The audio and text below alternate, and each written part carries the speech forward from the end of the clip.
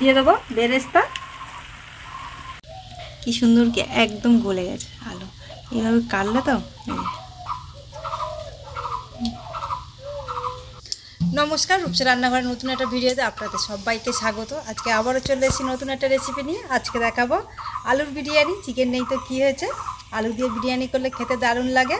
তাহলে চলো সেই রেসিপিটা আজকে দেখিয়ে দিই। আমরা এখানে আলুর বিরিয়ানি করবো, সেই জন্য চালটাকে ভিজিয়ে রাখছি প্রথমে।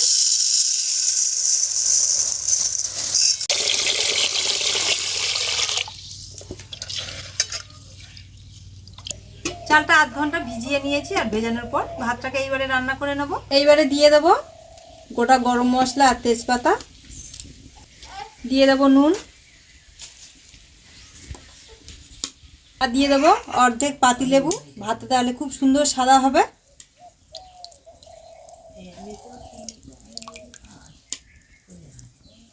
আর দিয়ে দেবো অল্প একটু তেল, 1 চামচের মতো। ভাতটা ঝরঝরে হবে।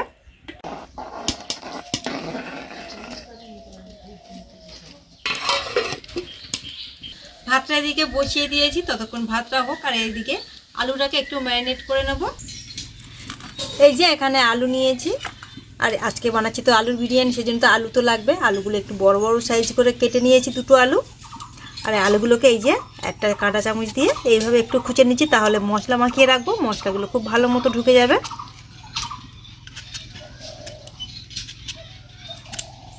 সব আলুগুলো একই রকমভাবে করে নিয়েছি। এইবারে এদিকে নিয়েছি পেঁয়াজ কুচি, টমেটো কুচি, আর এখানে আদা আর রসুন একসাথে থেতো করে নিয়েছি। এই যে আলুটাকে নিয়েছি, আলুটাকে এইবারে ম্যারিনেট করে নেব। তার জন্য দেবো 1/2 চামচ নুন, দিয়ে দেবো 1/2 চামচের একটু কম লঙ্কার গুঁড়ো, 1/2 চামচের একটু কম হলুদ গুঁড়ো, দিয়ে দিচ্ছি অল্প একটু গোলমরিচ গুঁড়ো, জিরে গুঁড়ো, আর দিয়ে দেবো 2 চামচ টক দই। ফুটে গেছে, প্রায় হয়ে এসছে, আর একটু বাকি আছে।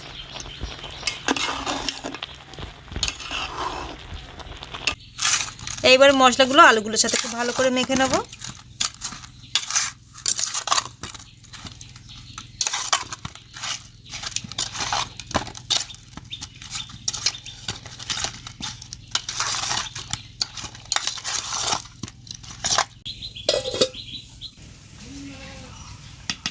আমরা এখানে 1/2 কেজি চাল নিয়েছি, আর ভাতটা 80% সেদ্ধ হয়ে গেছে। এবারে নামিয়ে নেব।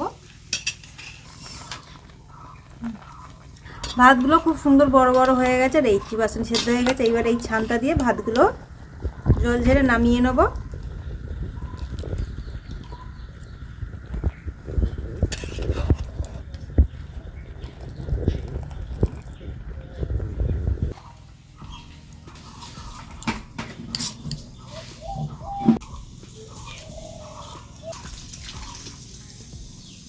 আমরা কিছু গোটা বিরিয়ানির মশলা ভেজে নেব। এর মধ্যে সব রকম রয়েছে, এগুলো ফুলে পাপড়ি রয়েছে, শাহজিরা রয়েছে, এলাচ, জয়িত্রী, সব কিছুই রয়েছে। এই মশলাটা হালকা করে ভেজে গুঁড়ো করে নেব।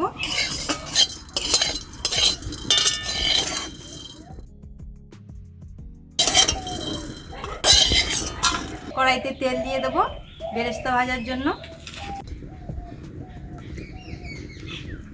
এই যে পেঁয়াজ দিয়ে দিচ্ছি কড়ার মধ্যে।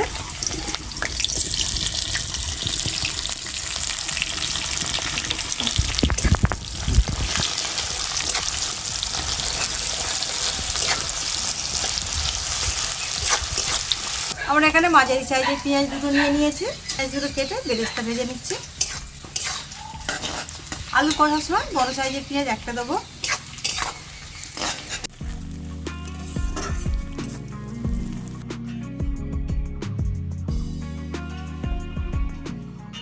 বেরেস্তাটা লাল লাল করে ভেজে নিয়েছি।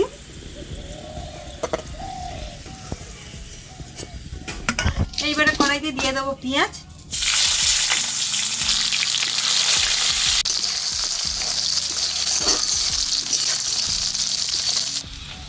দিয়ে দেবো আদা আর রসুন,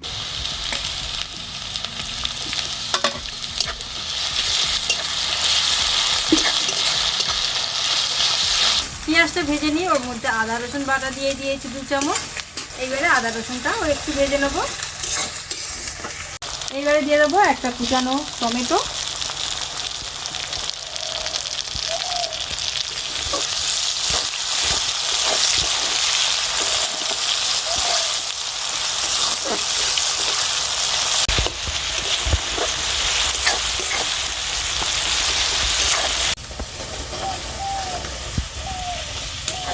পেঁয়াজ টমেটো খুব ভালো মতো গলে গেছে। এবারে দিয়ে দেবো ম্যারিনেট করে রেখেছিলাম আলু, সেই আলুগুলো দিয়ে দেবো।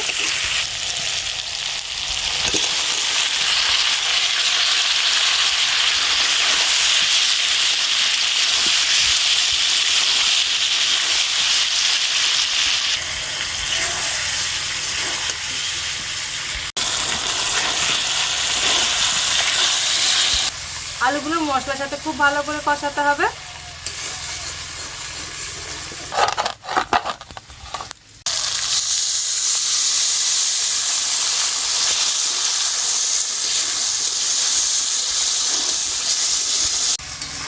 কড়াইতে একটু বসে যাচ্ছিল, সেই জন্য মশলা ধোয়া জল অল্প একটু দিলাম।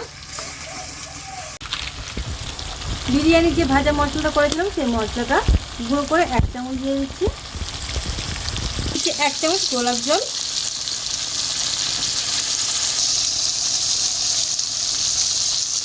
1 চামচ কেওড়া জল, এটাকে ভালো করে মিশিয়ে নেব।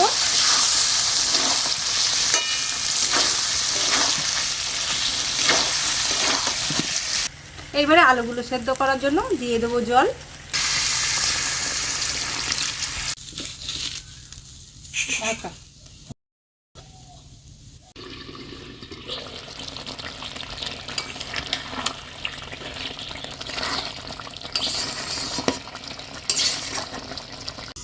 মাঝে মধ্যে ঢাকনা খুলে একটু নাড়াচাড়া করে দেবো।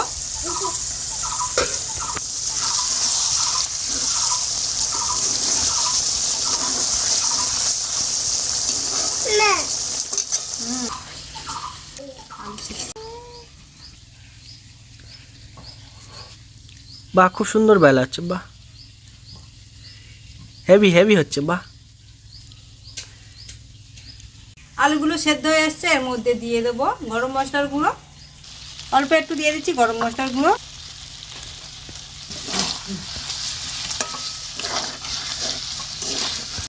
আর এখানে আমরা জল নিয়ে নিয়েছি, একটু দুধ গুলে নেবো, বেশি লাগবে না, অল্প একটু হলেই হবে।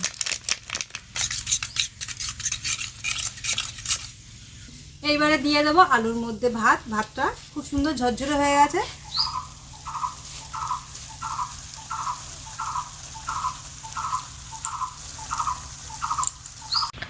এই যে দুধের মধ্যে দিয়ে দিচ্ছে 1 চামচ কেওড়া জল,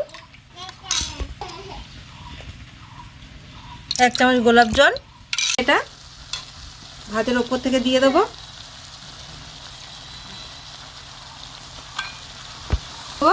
বিরিয়ানি মশলা,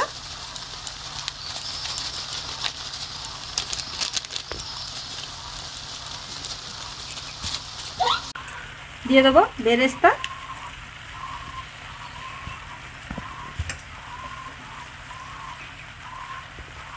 দিয়ে দেবো 2 ফোঁটা মিঠা আতর,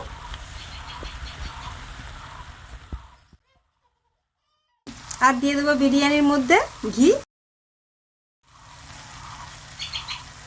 ঘিটা না দিলে টেস্ট একদমই বাড়বে না, তাই অবশ্যই ঘিটা দিতে হবে।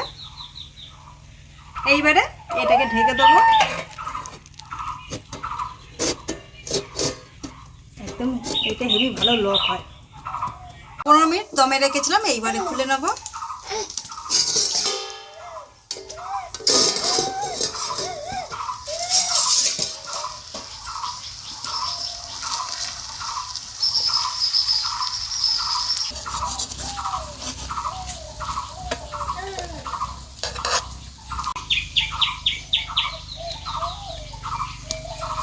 আলু বিরিয়ানি তো আলু তো থাকবেই।